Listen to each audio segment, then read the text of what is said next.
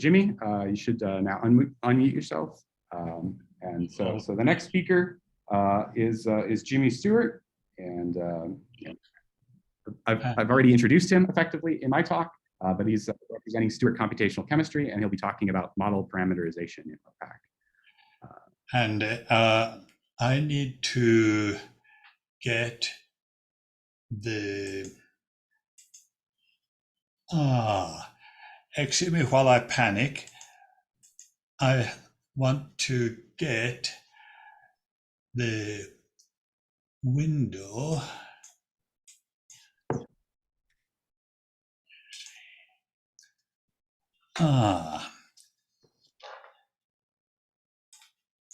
The problem that I have just now is I need to share the screen. Did oh, you know what happened when I got booted? No, you're no, it looks okay. Right, I need to be able to got it. Now, can you see the screen? Not yet. Yes. The problem that I have, if I may say so, and I could do with some help on this, is when I go to, I'm using PowerPoint, and when I go to the full screen, I can't see the thing that allows me to share screen. Yeah, you need to share screen before you open up the full screen. Okay. So you want to share screen first and then switch to presenter mode after you've shared. And it has the red outline. Share screen. Yeah, and that's the full screen. But that's fine. Yeah. Okay. Yeah, we can see it now. Oh, thank you. Panic. Okay, current state of methods in MOPAC, and you can see that, so I will now do away with the thing that gave rise to it. The most important thing about the methods, or the most important issue, is how accurate are they? And the current recommended methods, PM6, D3H4X, PM7 for solids, PM6 is for molecules, and Zindo for electronic excited states. There's the older methods as well. Now, I'm going to be referring to errors only, and the only sources of errors in semi-empirical methods, there are only 3 errors. And these can be in either the theoretical framework, the parameter optimization, or the reference data. I'm going to go through each of these in turn. The basis of the semi-empirical methods, the great ancestor, is MNDO, modified neglective differential overlap. This is a combination of some quantum theory, just enough to get by, and a set of parameters which are optimized to reproduce experimental reference data. As you mentioned, Jonathan, MNDO came out in 1977. Walter Thiel in 92 introduced d orbitals.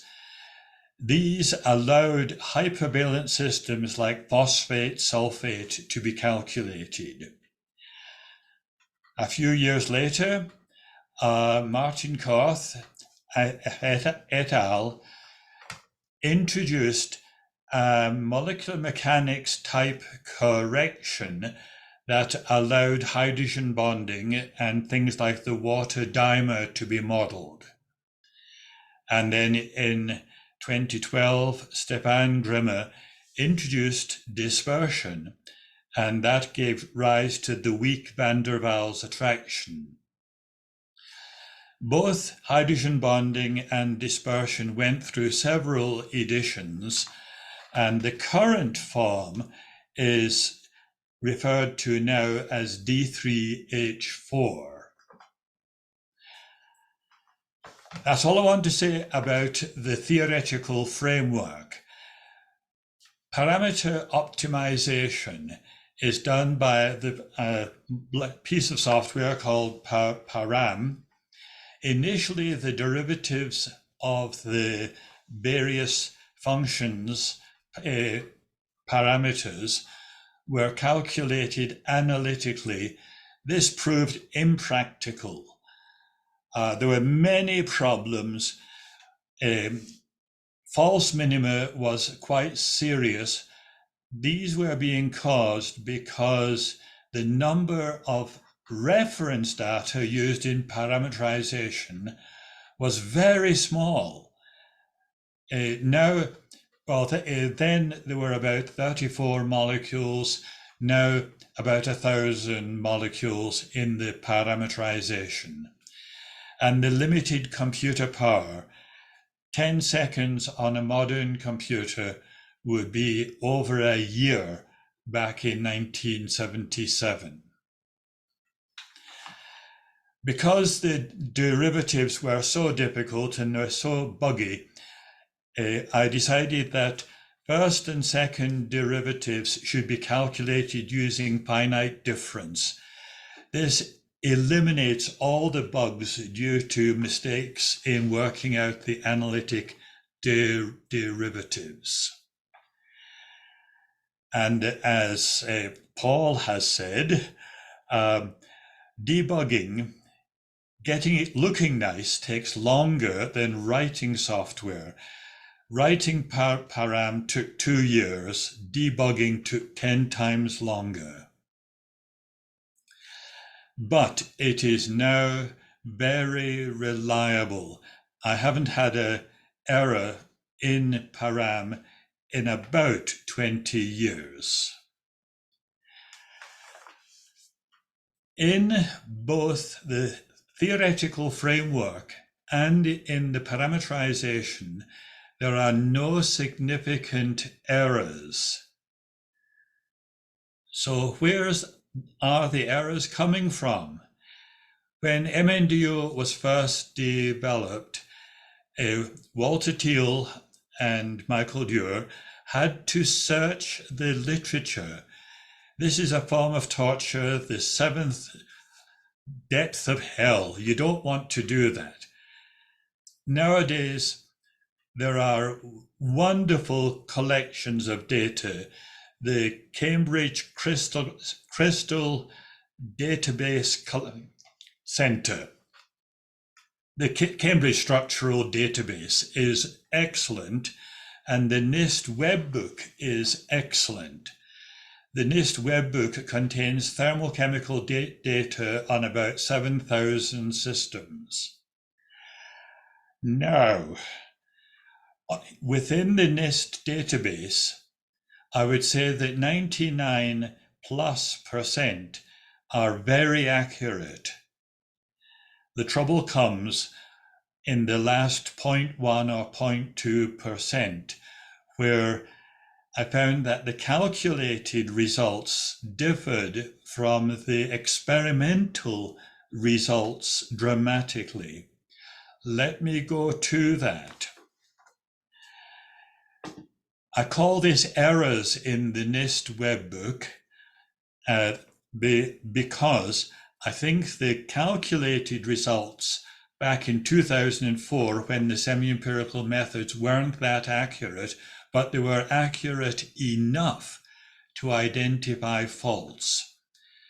Here's the experimental heats of formation with error bars, calculated heats of formation, and the difference. Now, I've only listed the systems where the difference is large and negative or large and positive. Okay, where are the errors coming from? Let me show 3 of these systems, 2-tertiary butyl paracresol. The value in the NIST book was a 49.5, calculated -50. I got the original journal article and it had a minus in front of the 49.5. So instead of the error or difference being almost 100, it should in fact have been 0.5 of a kcal. Undecylcyclohexane. The value in the web book was -35.4, calculated -85.3. And when I got the original journal article, I saw that the value in the original journal article was -85.4. What happened? A lot of you are students.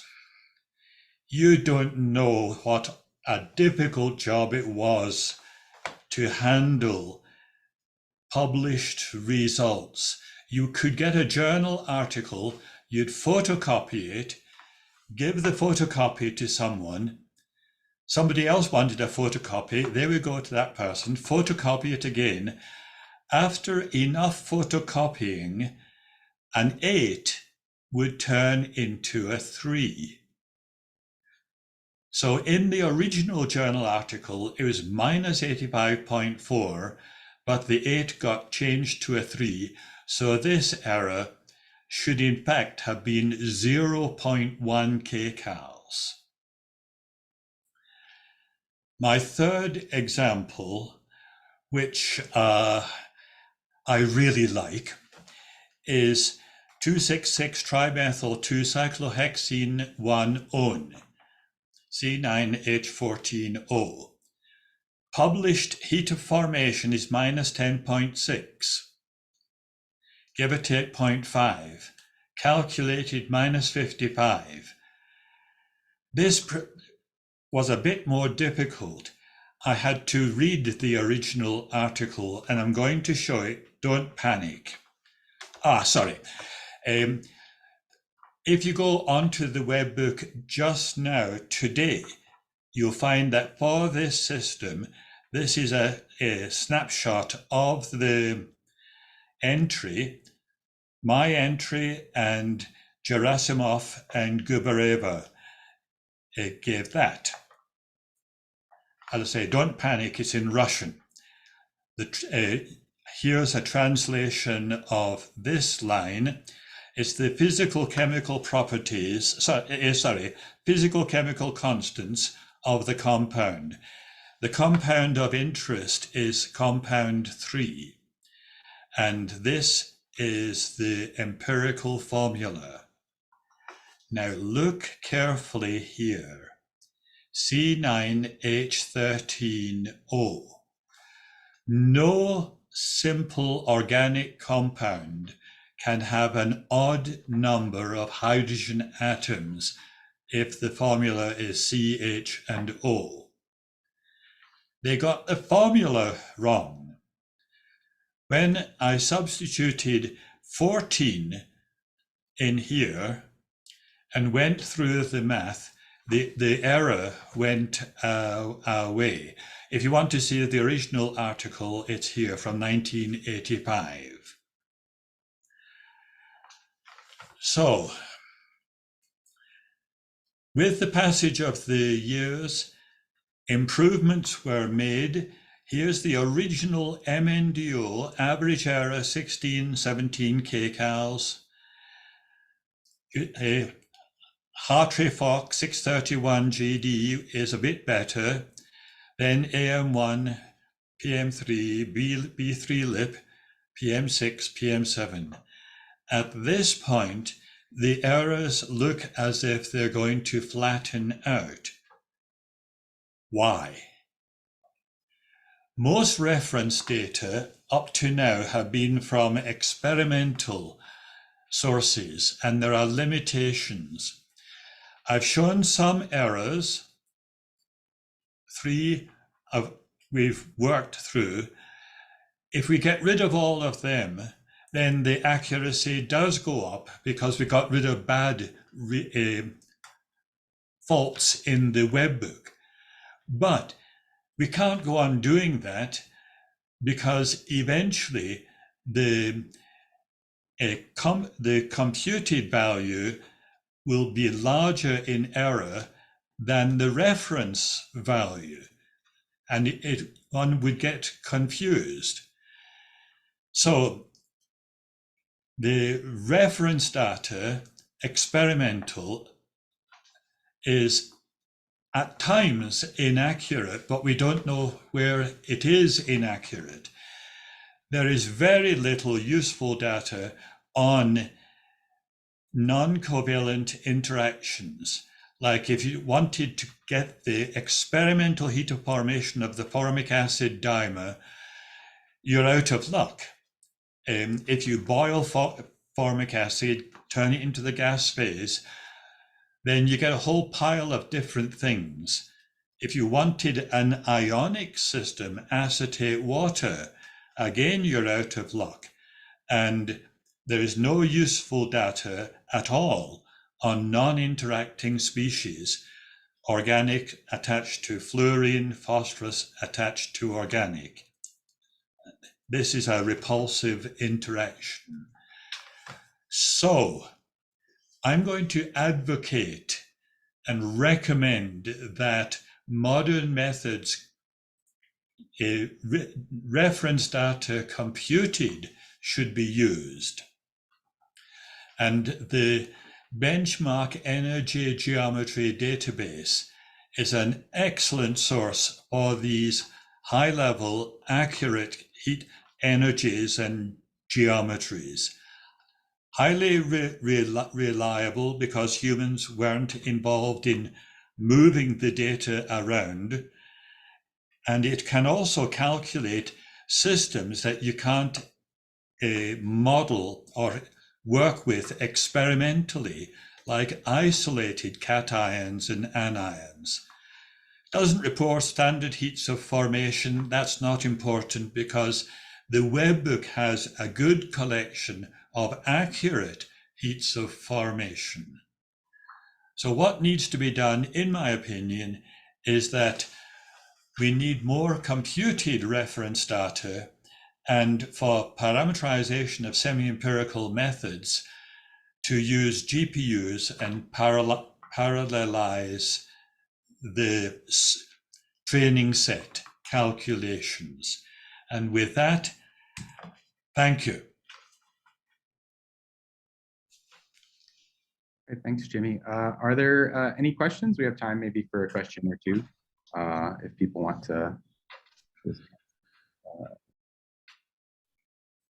I'm not really used to the whole finding raised hands. I don't know if it jumps the priority up if someone raises their hand so that I can call on them. I guess the people are using the clapping. Oh yeah. Someone has raised. So Will Pollock, you had a question? Sure. Thanks very much, Jimmy, for that historical perspective, and especially the illuminating cases of data issues when one is doing fitting. The question I have is really the comment you made at the end, which is one of the strengths, in my opinion, of MOPAC is that it does provide results in user-friendly units of kcals per mole and heats of formation. You kind of commented at the end that it wasn't important when you start using the calculated results.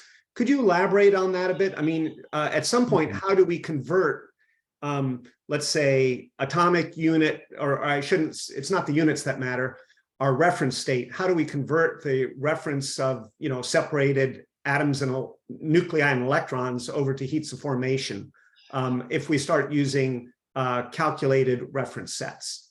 Okay, I'm not expert on ab initio, but I would suggest this, that a collection of simple compounds, total heats of formation, and then do a root mean square fit to get the reference heat of formation of the elements in their standard state. And then once you've got that, you can then go back and get heats of formation from the ab initio results. This should be done once by either NIST or the IUPAC, the International Union of Pure and Applied Chemists. It doesn't matter what the reference state is, because in chemistry, the atoms on the left side of an equation are the same as on the right side. So any error in the atomic heats of formation is unimportant. It just needs to be the same across all methods. Now, what I was meaning in reference to that slide is the web book has a lot of reference heats of formation that are of unquestioned high accuracy. So we really don't need ab initio heats of formation. We can simply use the web book. But if the heats of formation are essential and are not in the web book, then high-level calculations could give the desired data. Thank you. Yeah, it sounds like at some level, perhaps we would need heats of formation, let's see, I should say the energies of elements in their standard states at the high level theory, and then you can kind of relate the two by difference or something of that sort. Yes, so, well, I would prefer to leave this to the people who are expert at that kind of stuff. It should be done. It should be done. I've actually calculated chemically accurate heats of formation. And yes, you're right. We do also calculate the energy of the elements by themselves, and then use that with the reference heats of formation of the elements in order to back out the heat of formation of the overall molecule. And as far as sources for hundreds of molecules have these high accuracy calculations done and have also been compared to experiment through the work of David Dixon in Alabama. And so as far as compiling a set, even with additional molecules that maybe aren't experimentally known with a high degree of confidence, that might be a place to look for training set molecules. And all their geometric coordinates are, of course, included. Yes. This may be a good topic to continue in the discussion section. So let's hold off further discussion for that to keep on schedule reasonably.